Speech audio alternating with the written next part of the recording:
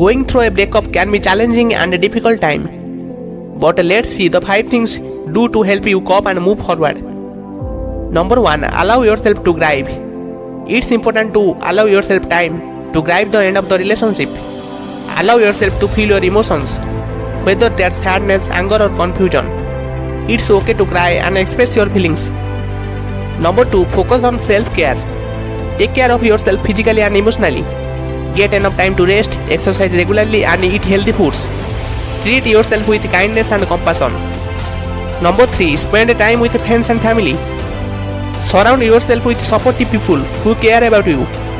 Spend time with friends and family who can offer a listening ear, words of encouragement and positive directions. Number 4. Pursue new interests or hobbies. Use this as an opportunity to try something new. Pursue a hobby you have always interested in. This can help you shift your focus and give you a sense of purpose. Number 5. Seek professional help if needed. Finally, if you find difficult to cope with breakup, don't hesitate to seek professional help. A therapist helps you give guidance and navigate your feelings to move forward. Surely, if you follow these 5 steps, then you can start a new phase of life after breakup.